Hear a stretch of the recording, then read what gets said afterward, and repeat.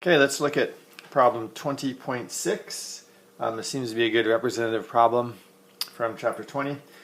It says, Maria started observing Elastic Man's height at midnight. So midnight is time equals 0, which makes sense. At 3 a.m. he was at his shortest, only 5 feet tall. And at 9 a.m. he was at his tallest, 11 feet tall. So let's write this down. So 3 he was 5 feet, and at 9 a.m. he was his tallest. 9 a.m. he was his tallest, and it was at 11 feet. Okay, so we know his height's a sinusoidal function of time. In the 24 hours after Maria begins observing Elastic Man, how much of the time will he be less than 6 feet? So, in 24 hours, how much time total will be less than 6 feet tall? So he goes up to 11 feet, so not very long, right? Because it's only between 5 and 6. So most of the time he will not be less than 6 feet tall. He's over 6 feet tall. Okay, so first thing we do is we graph this to make sense of it. And then we try to find our sinusoidal function of time and all that kind of stuff. So let's see. So here we'll make our graph, and really I always do this, I always make the negative one just as big, but it never goes, the smallest he ever gets is 5 feet, right? So we don't need to go below 0 here. Really we barely, yeah. So I'm going to start over, because you should always think before you draw the axes, which I did not do there. Okay, let's start over here. So I don't need to go below, so I'll just go like this. And then I know that, and we're going to go 24 hours, so I'm going to go pretty far out here. And then let's see, we'll put 11 feet at the top. So here's 11, 5 at the bottom, and it doesn't matter if this thing isn't proportional from 0 to 5, who cares? We're not going to go below 5, that's all we need to know. Okay, so let's do this by threes, makes sense. So we want to get to 24, so 3, 6, 9, 12, 15, 18, 21, and 24. That's about as far. I'll go put a 27 on here just for the heck of it, but that's as far as we want to go. 3, he was 5 feet tall. 9, 11 feet tall. So 9 right here. So, halfway in between, he was in the middle, right? So the very middle, halfway between 5 and 11 is, let's see, 5 plus 11 is 16. 16 divided by 2 is 8, so it's 8, which makes sense, 3 more, yep. So 8 is the middle, and halfway in between 3 and 6, he was at 8.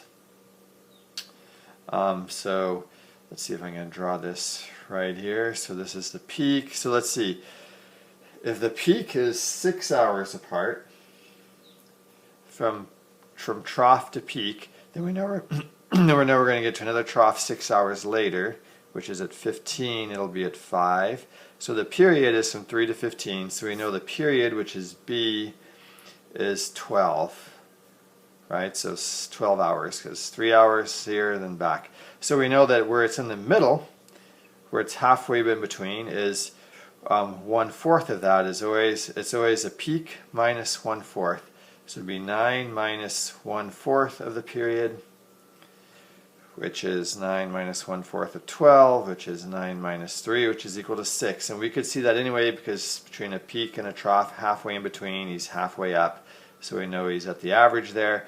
So that is our phase. So that our wave starts at 6. And it's always easiest to choose the smallest phase. So our C here, we know is 6, because again, that's where it starts going up. It's in the middle. Now we could always add, C can always be, it's the period, where it starts going up plus the period B times N.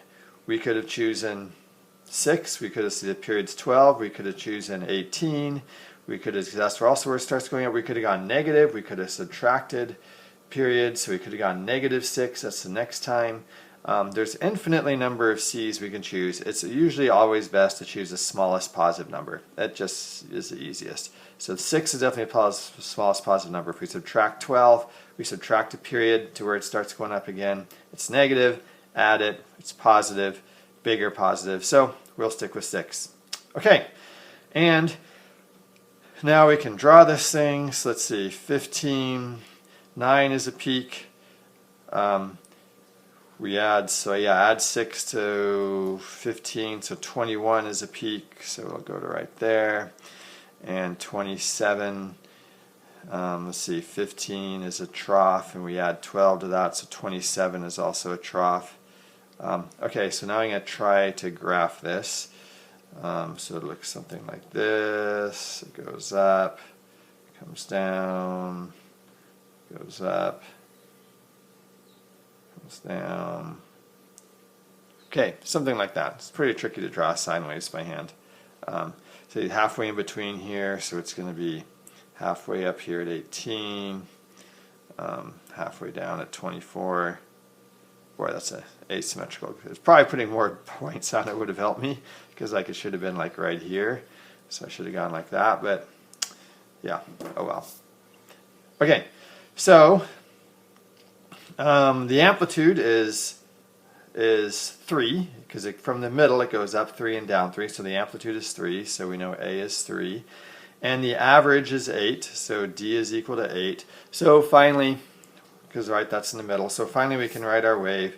Our wave is y is equal to the amplitude, 3 sine 2 pi over b, the period is 12, times t minus 6 plus the average, which is 8. Okay, that's the official thing. We can plug that into Desmos and get a really nice picture of it. Okay, we want to know how long he's below, Elastic Man is below 6 feet tall.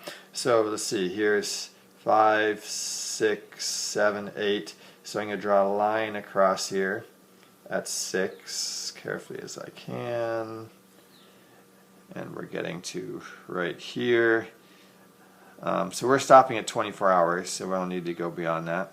So how long is he below 20? So it looks like from right here, and now I did my picture is bad. This is where maybe I should draw a better picture. See, halfway between, he should have been at 8 right about here.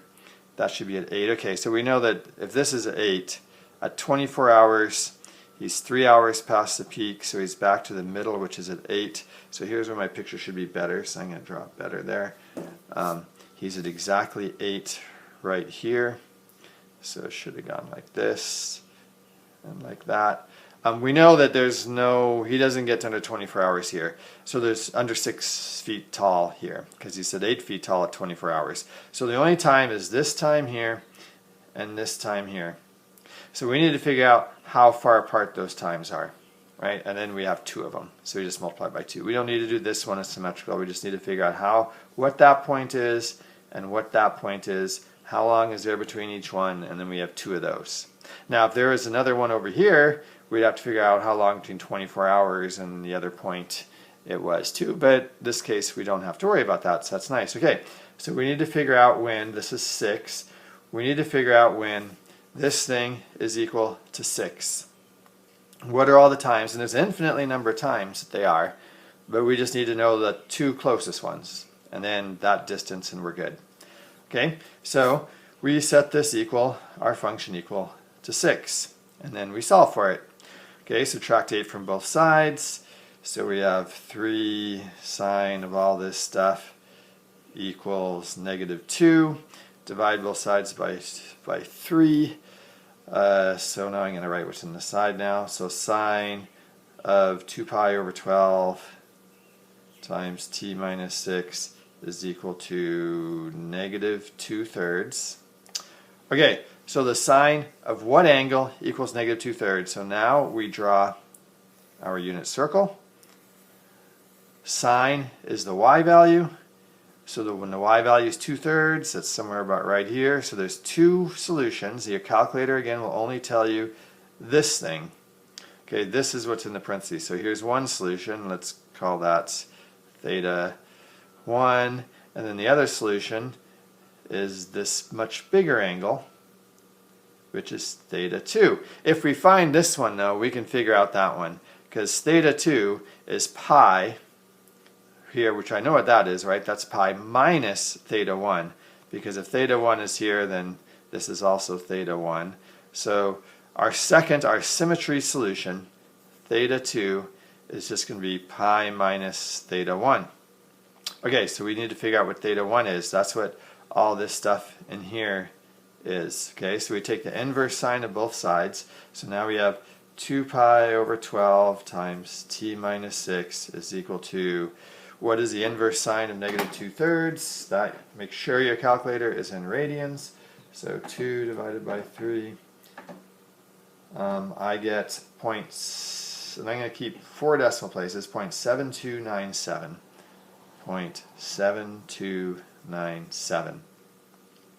Okay, that's what that angle is. However, we know that we could go multiple times around.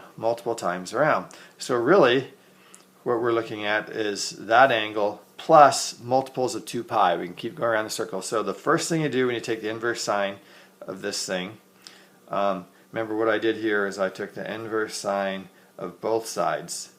Inverse sine of sine cancels out. That's the whole point. Inverse sine of negative 2/3 is this. Okay, so I just went inverse sine of negative 2/3. I got this, which means that angle is 0.7297 radians. That means the other one, theta 2, is pi minus 0.7297. That's our symmetry solution. I might as well do that now. And I get 2.412. I'll keep those decimal places. So 2.412. That's our other solution that we'll worry about next. And remember, we need both, because one of them will be this point and one of them will be that point. So we got to find both solutions. The one your calculator spits out, the first one, and then we got to find the other one. This is the one that your calculator is going to spit out. This is the other one. Okay. So what t does this happen at? And okay, so what I'm saying is we can add 2 pi in here. Okay, because that's all the solutions, multiples of 2 pi. For our purposes, we can just take n equals 0. We just want to know the first one and the second one, and then the distance between them. We don't need to figure out every single one of them, because we just know that there's 2 of them. We just have to multiply by 2. Sometimes you need to know those other solutions. So we'll choose n equals 0. So I'm just going to ignore this part right now. So let's see, it means I have to multiply both sides by 12 over 2 pi. So t minus 6 is equal to 12 over 2 pi times 0.7297. Because 12 over 2 pi, right, cancels out the 2 pi over 12 over here. So what is that? 12 divided by 2 divided by pi times 0.7297. I get 1.394 about. So t minus 6 equals 1.394, or t is equal to, add 6, that's easy, 7.394. Okay, that is one of the solutions. T is equal to about 7.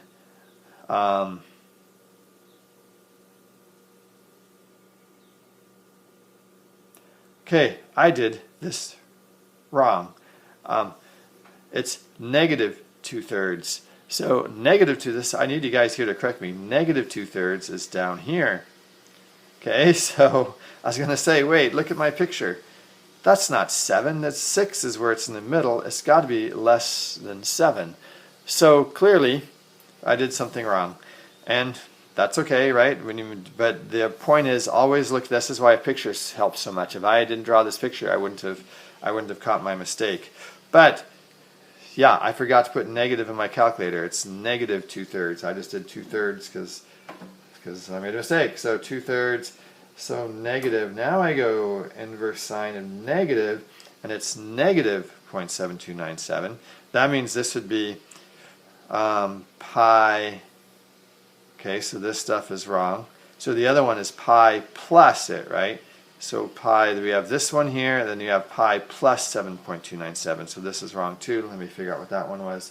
So pi plus 0.7297. Those of you watching the video are probably like, you made a mistake, you made a mistake. How do you tell the video? It's terrible. It's a problem with these videos. But fortunately, I caught it because I drew a picture. Okay, so the other one is 3.871. Okay, so again, it's because when is a y value negative 2/3? Negative 2/3 is somewhere down here. So it's this here, which is going to be a negative angle, and then it's this one here, which is going to be pi plus that same angle, which is this, pi plus 0.7297. Okay, so this is negative, so it's not much math I had to figure out. This is negative 1.394, so it's 6 minus 1.394, so it was easy to recover from all that. 6 minus 1.3, or yeah, 6 plus negative 1.394. Okay, 6 minus 1.394 equals 4.606. Now that makes sense, right? When I look at my picture, yeah, that point there could be about 4. Okay, so 4.606, that's that point in our picture.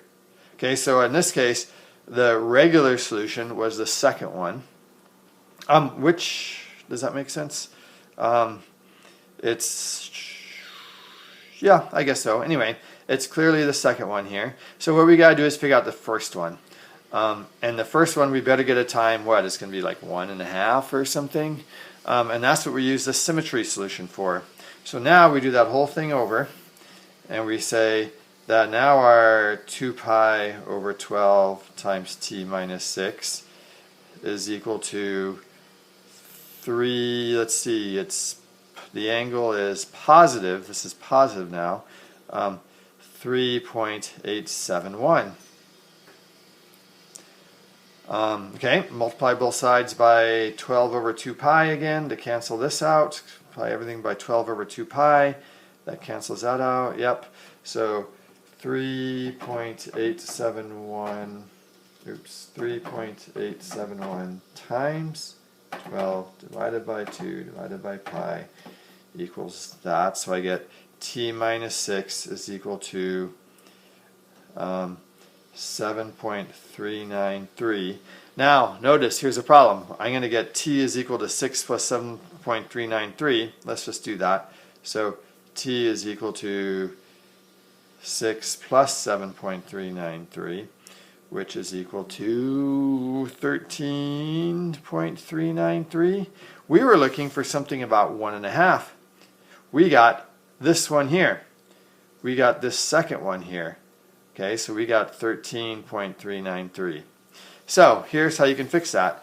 What we should have done here then is kept our 2 pi in, and we had to have n equal something else. So we got, without having it, the first point it gave us was this one, but we wanted this one. So we could go back and plug in 2 pi in, and let's see, we want to make n negative. We want to make this go away here. So we'd make this, n would be like, n equals 0 solution gave us 13.393, which is this one. So we could make n equal negative 1 and subtract 2 pi. Subtract 6 point whatever from our beginning equation. So let me show you what that looked like here. So I could have done this. Instead of doing this right here, I just said 2 pi over 12 times t minus 6 equals 3.871 minus 2 pi. Choose n equal negative 1 here. So we get minus 2 pi. That's going to make this a negative. When we add 6 to it, it's going to, because this is like negative 6.28, it's going to pretty much cancel out our 6, and we'll get something about what we want. Now the other way to do it, which is easier, is if we find this one, the one before it, if we found this one, the one before it is just one period behind it.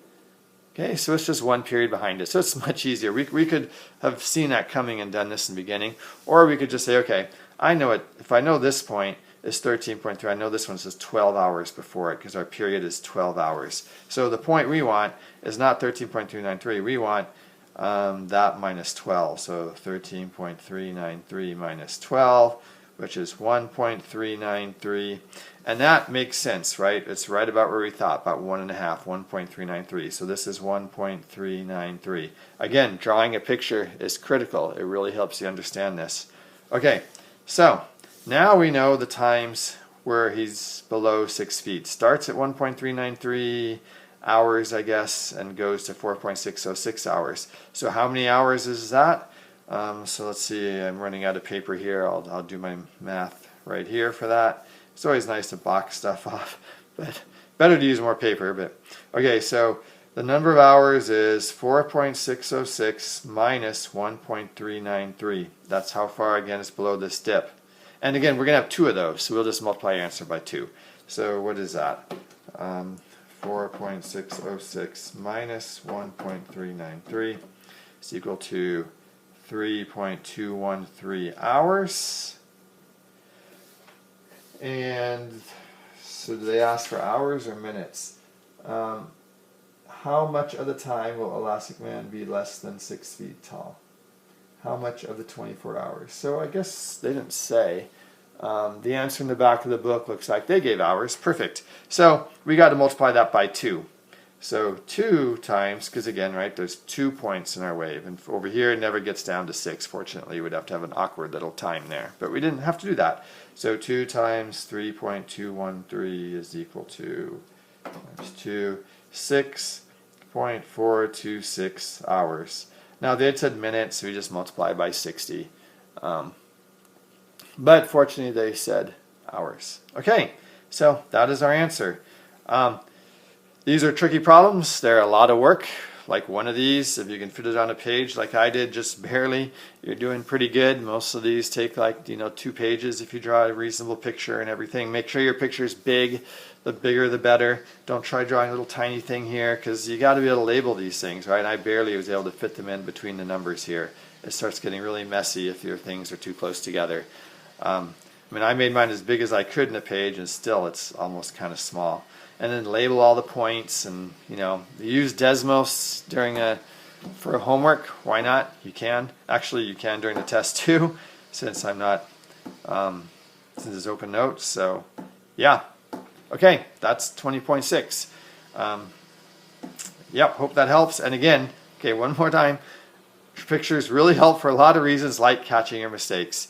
When I forgot this negative here, I quickly realized I was wrong, because I knew my answer could not be whatever we got there, 7 or something. So, okay, pretty good. Thanks for listening.